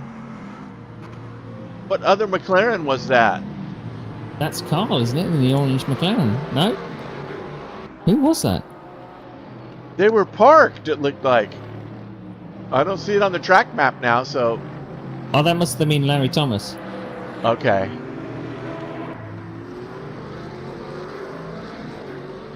There is Larry. A sharp intake of breath because I saw that battle coming down to that chicane, and then that was crazy. A nearly stationary car.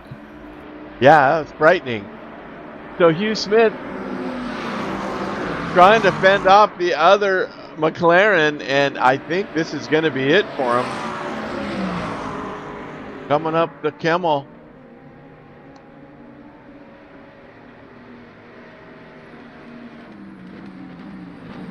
And he gets through. I don't think he felt like defending there. He thought it was perhaps all over. Yeah. That McLaren's just too fast in the straight line. He probably has something for him in the twisties, but it does look like he's some handling problems in that Mustang. Yeah, and like we said, we're down to 20 minutes remaining, just about 21. Although the tires got to be feeling it, especially if they were going to double stint. I'm curious though, because Danian Tasker, or Dayton, he's right back here in the other Mustang, but he's some pace. He's quite the ways behind, isn't he? And him and Bjorn have been fighting. And I did see for definite that Bjorn Hagman did go up on the jack, so he was running some new tyres for each stint. So unfortunately, he's been stuck behind a BMW. But maybe he's got to play it a little bit sensible with the traffic, and maybe one of these P2s can open the door for him. Just looking at Andrew Harper now in a podium spot, so good for Andrew.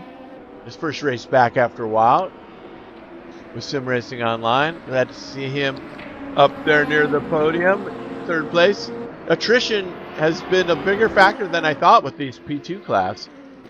I mean, we've got some connection errors too, but we'll just have to see in the debrief what exactly happened there. So there's Vandergeest filling his car up with all kinds of debris as he makes his way around in 4th place. And then the leader of the GT3s, he's pretty much dominated since the green flag, is Michael Rizzo doing a great job. And then Lars coming up.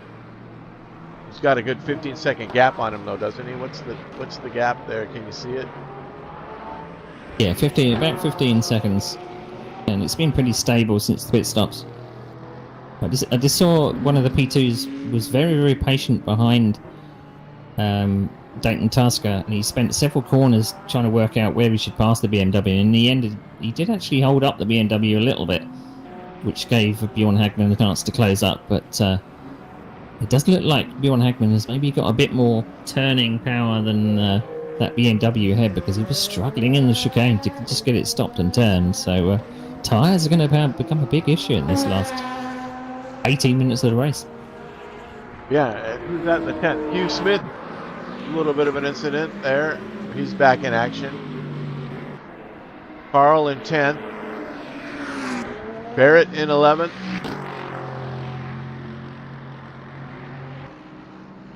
And Larry Thomas in 12th. Stephen Winham bringing up 13th. And the other Mustang, and Simon Bacon in that sister Mustang. That's a good looking car. Very good. Yeah, all right. This be a popular choice. Oh, it's Bjorn the just Mustang. losing it. Bjorn has just lost all the grip at the top of the hill. I believe he's up at Les Combes. Is he not? And he just lost it sideways. So all that he had gained on Dayton is gone now. One little false move. How far back is Ed Jones? He's just now cutting up to Kimmel, so there's a big gap between those two.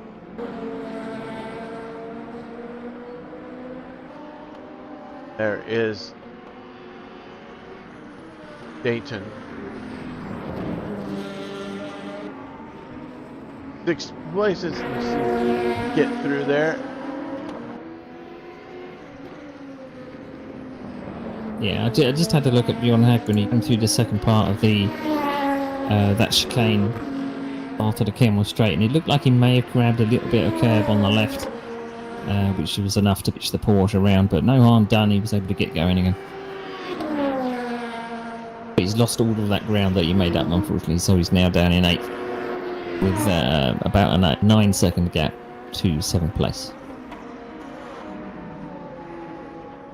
Tail end of the GT3s, Simon and Stefan are having a little bit of a go here, with the leader coming around to try and put him down a lap. So Rizzo closing in on these two. With the 16 minutes left, looks like he was probably going to get around these guys and be able to put the last two cars a lap down in class in GT3. See what happens here.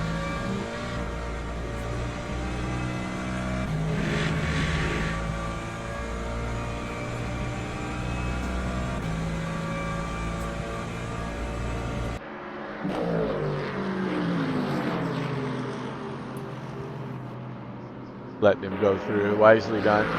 All right. Meanwhile, at the pointy end,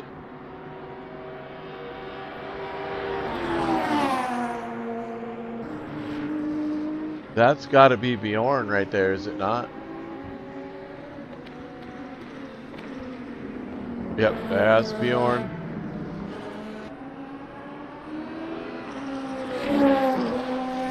Harper now finds himself in second.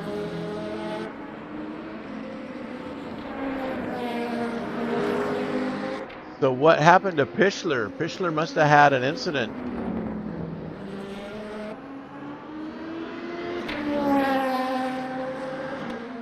Did they stop again? I'm showing them each a lap down from Nick and Harper. That's Pichler and Vandergeest, but I think it's just because they haven't crossed the line yet.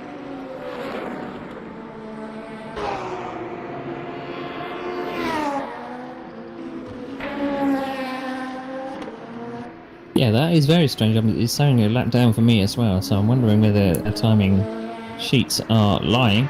Yeah. It seems a bit strange that I think I read something on the first and second. I did read something on the forum about the software, the broadcast software, not showing telemetry properly at times. So that's probably what it is. Although it does look like on the timesheets that Pichler and Vandergeest have pitted 3 times. That seems a bit excessive. Well, I know he had Vandergeest had damage. And it looks like his front left fender's just still a little muffied up, so I don't think he's pitted since the last one. He is getting through Piera and Jones here. So hold on to that 4th place. Now, we don't want to say anything. We don't want to curse John like we did in 2025. But he is in 4th place with about 14 minutes to go. So let's just leave it at that. I think maybe down to the last 13 minutes of this race, a lot of drivers will be thinking kind of a long game, and they've decided maybe the cars ahead, they've been pulling away for this entire race. Maybe it's better to consolidate rather than chasing. So they went from maybe an extra pit stop to make sure that they get to the end in one piece, fixing all the damage and fixing their tyres and such. In 2nd place car of Lars Hegman there getting through Barrett Erickson in that Lexus. This is, we usually do 6 race series here at SimracingOnline, but this will be an 8 race season. Next round, I believe, is Fuji Speedway. Correct. So there's some varied time changes, and we've got a night race coming up as well in the 4th round, if I've got my numbers correct. But maybe it's correct. Maybe it's the 5th at Bahrain.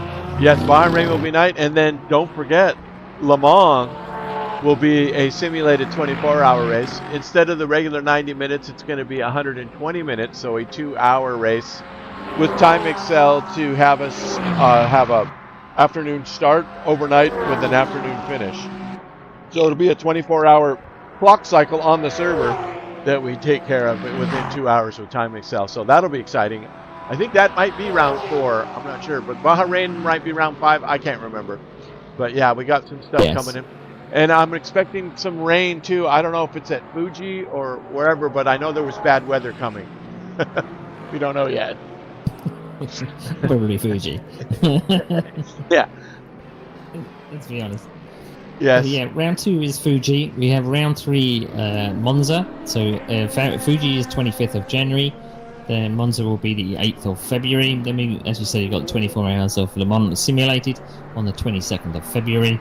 Then the Bahrain night race round 5 on 8th of March. And then we have Portimao, or the Autodromo de Algarve, if you want to be like that, 22nd of March. Then the Sebring International Raceway, so all of the bumps, a bonus round on the 5th of April. And then we do have the DLC track, which is Circuit of the Americas. Last round finale on the 19th of April. Very good. Wow. Yep. And all these points are going to add up for the year-long quest for the Cup. This is round 1 of this series. It's also Series 1 of the 2026 SimRacingOnline World Series. So we'll keep you updated on that too, as all the points are going to carry over to the next series, whatever that might be.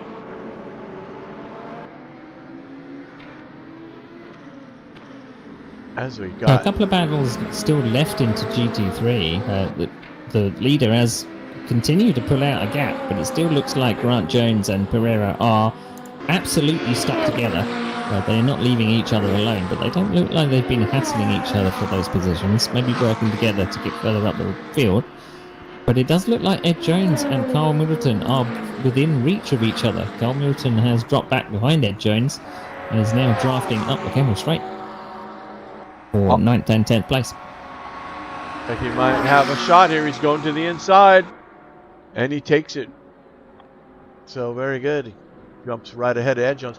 During all that, we've lost the 25 champion. Pichler has DNF'd in this race. We don't know what happened.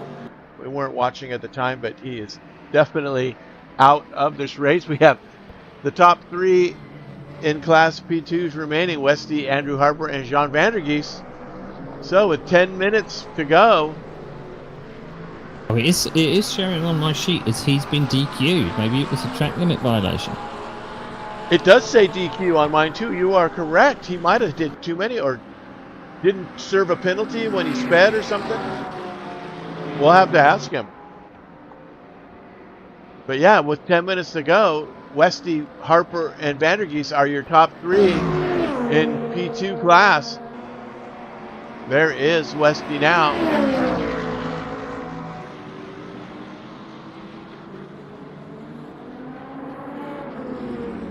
And he's about to put third place down a lap. Vandergeest is not too far ahead as he gets through Hugh Smith there, who he just got around in that blue BMW, the blue BMW there. Or Ford, I'm sorry, the Mustang.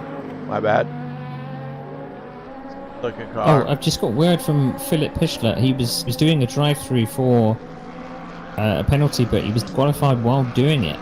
So maybe he had a violation whilst he was doing his drive-through, which is really unfortunate. That is insane. How does that happen? Is he messaging you, or do we have the chat going? I'm seeing, the some of the drivers are dropped into chat. Hi, everybody.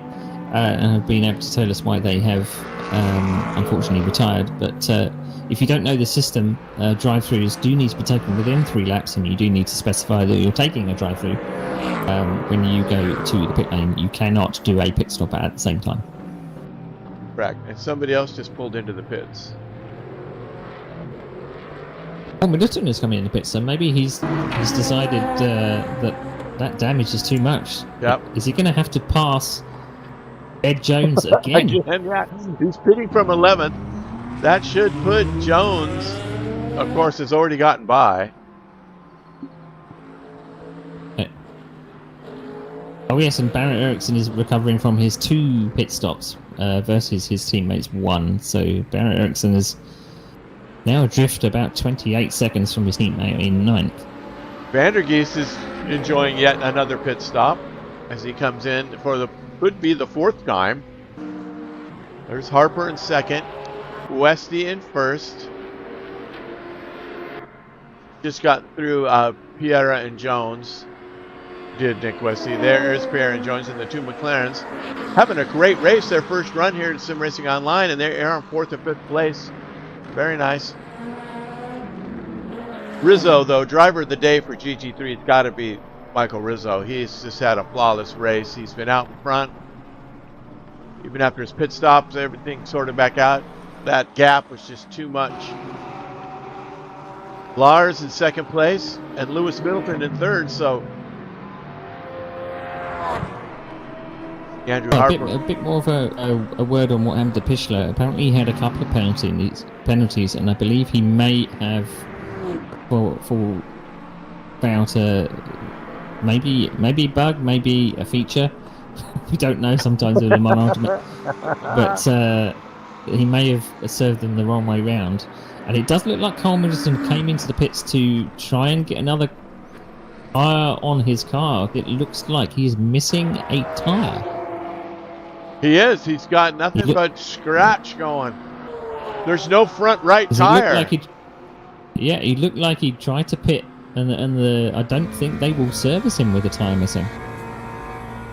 Is this true? It might be that he's ripped off the entire front right suspension assembly, so they may not service that. Look at him. He is having his hands full of it. Wow. How could this happen to Carl? So did he have an accident that knocked his tire off and they didn't repair it? Or did he bash it coming out of the pit? He must have had an accident that we didn't see, because he didn't have front quarter damage in that accident, because we saw him pass Ed Jones. So that's very strange from Carl. Maybe he had another problem. So it is the front right that's the problem. Yes, it's completely missing. And he has a real problem now with the rest of the lap to go around and try and not get killed. Good heavens. He's currently 15th overall, 12th in class. So if you find him on the track map there, he's just at the top there from Brussels coming down, and he's having a go there. We'll leave him alone for a little while and let him suffer alone. Make it his way back to the pit. Now, you would think they would put a tire on. They did, and R Factor 2 would always fix that stuff for you, right? So, I don't know. It does depend on the damage. I think that if you have damaged it severely enough, they probably won't replace the whole assembly. If it was just a tire off, perhaps, but it's actually it looks like it was like suspension damage as well. So teammates, we are Jones and coming down Piera. to Yeah, I was just about to say that. 4.5 minutes to go, and they've now decided maybe they can fight. Yeah. They've been kind to each other for this entire race, and now, because we're getting down to the end of the race between 4th and 5th, it's game on. No racing orders from the team. Let it go. And dare I mention the fact that Van der Geest is on the podium right now. He's been in, he's serviced. Yeah, I didn't think he did repair because he's still showing the flat front left. Oh, maybe it all got handled. I'm not sure. But the leader is in traffic central now, coming down he just got through a whole group of everybody. You see GT3s and P2s alike in trail of Nick Westy. So 3.5 minutes remaining, and no real challenge for Westy as Harper is down almost a lap, I believe. And there's Harper. He's just heading up to Kemmel Straight, and Westy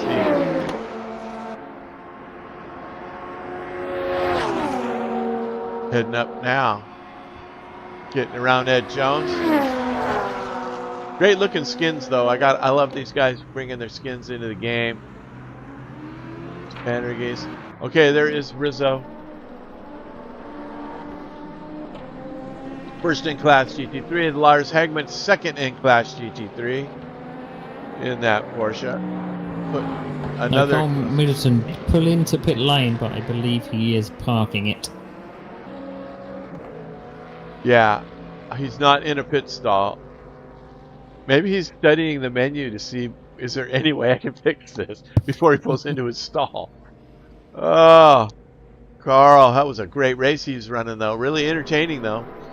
There's he Simon wouldn't use Bacon. any positions, though, because he's been in 14th place, because 15th and 16th have retired, so he won't lose anything from retiring right now. There's But, Simon. 2 minutes to go. Simon Bacon with a little bit of bacon grease there on that turn, puts it up, and just barely saves his own life. I think that Stavlot is where he's at there. He just lost it a little bit there. He's trying to get everybody on screen here. We got Stephen Winham in the other Mustang. He's currently in 12th. Next is Larry Thomas in 11th in the McLaren. As we are under 2 minutes to go. Barrett Erickson holding on to that 10th spot, so despite all the fray, he is still right about where he started. I think he started in 10th, not sure. Teammate Ed Jones is just ahead in 9th. Bjorn in 8th as we're getting ready to start the last lap here. Yeah, I did see Bjorn Hagman did pop into the pits just once more, so maybe he was just getting rid of some of that damage that he incurred with that spin. Maybe he had some flat spots, but he wasn't going to lose an awful lot to Ed Jones because he's a bit far behind. But Dayton Tasker is about 20 seconds ahead, and I don't think you can catch 20 seconds in one there minute. It is. So. We are down. Hugh Smith, 6th.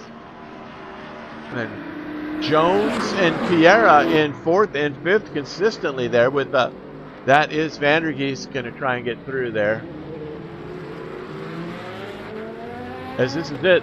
Last lap underway. The white flag is out.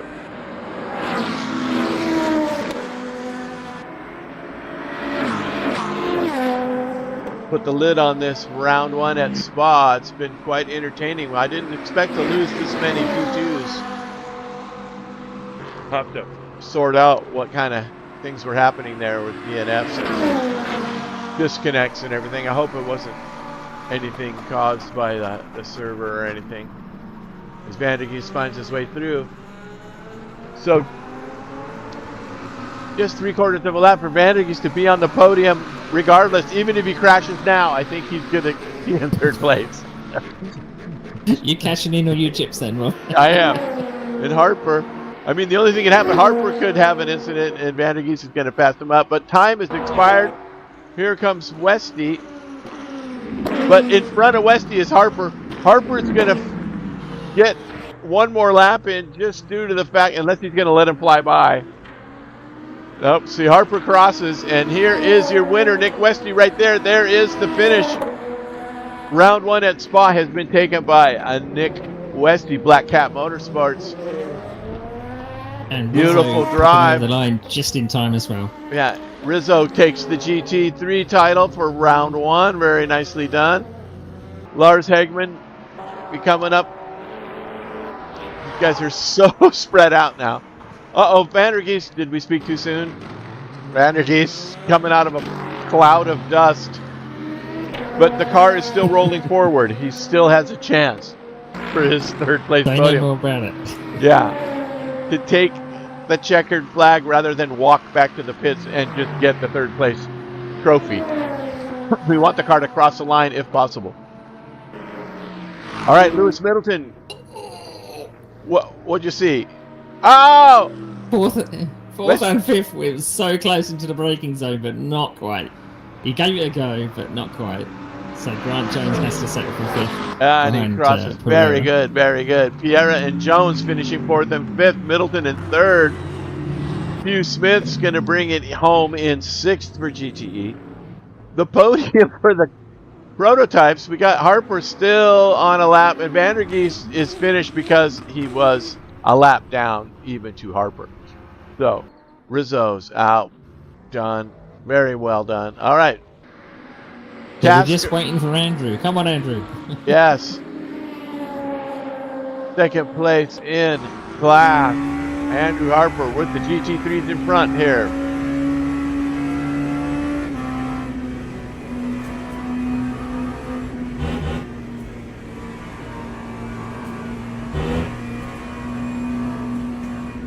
That is Larry Thomas and Stefan Winham, I believe, in front of him.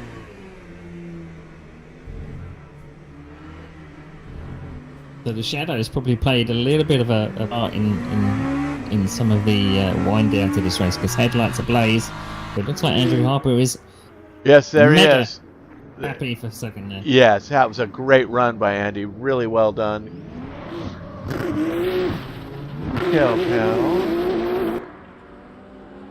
Now, is this going to show the results?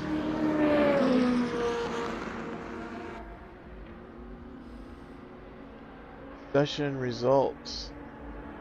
It's not quite ready to go yet. Gotta wait for these last couple guys. Who has to cross the line still? Dino. I thought that was it. I thought that was the last of our finishers. Yeah. I don't know whether there's a couple of GTs to go. They're all winding down, probably aching muscles after 90 minutes. Right. Racing. Thomas and Stefan. Now these guys, it's all finished, but I'm just waiting for the session results to give me the race. It won't give me race yet. There, now it might. There we go. Let's see what happens now. Nope. That was it. How you doing? So, welcome to the 397 server hosting. As soon as it's over, it's over. So, there you have it, ladies and gentlemen. What an effort that was. Brilliant. Okay, so we got, I can tell you pretty much what happened here. So if you want to run through the P2s, I'll run through the GT3s. Yes, go. All right, go ahead. Fire away.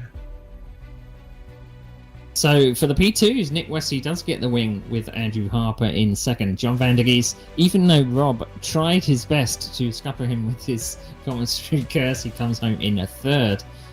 Pillar does end up in fourth, but unfortunately 6 laps down due to a DQ. Then we have Neves, De Silva, Daxkobler, Martin and Selby to round out the top 9. Brilliant, brilliant. Okay, in the GT3 class, we have Michael Rizzo, who was the class leader today. Pretty much dominated this race. Second place, Lars Hegman. Third place, Lewis Middleton. And then we have Dino Perella. He'll have to tell me how to say that. And Grant Jones in fourth and fifth, followed by Hugh Smith in sixth. Then Dayton Tasker will be seventh, Bjorn Hegman in eighth, Ed Jones in ninth, Barrett Erickson in 10th.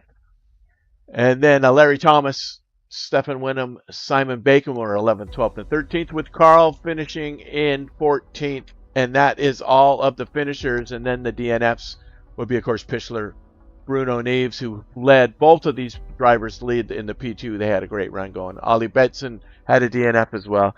Gil De Silva in the P2 DNF, and Matej, Lauren Martin, Tanner Sylvie, and Neil Tasker. That was it. So, man, very entertaining. Got to get a way to get the image better on this so we can have the session results. Like I said, it doesn't give you race, so that's just part of the premature use of the onboard overlay broadcast software that is not quite finished yet. But as you can see, we made a race of it, and it's been a lot of fun. So I hope you guys tuned in. And you know, most of our sponsors are us, and of course Studio 397 and Motorsport Games. A big help to us. Besides providing us with prizes for last year, also putting us in with this great sim. So with that said, that's going to do it for us today here. Anything to say, Woody? I'm really impressed with the driving standards today. I didn't see anything particularly egregious. A lot of people did take it really easy and pace themselves for the full 90 minutes. And on the 25th of January, they've got Fuji to deal with. Maybe some rain, Rob? Yes. Fuji, notorious. It's Japan. You just don't know what the weather's done. There might be a tsunami. I don't know. We'll have to see. But with that said, that's it. Thanks for watching. Feel free to come by, check out the site. Any donations you can make are going to all go to the site to help us keep things rolling. So we hope to see you on the next round in 2 weeks at Fuji. Until then, keep it safe and keep it between the lines. All right. Have a good one.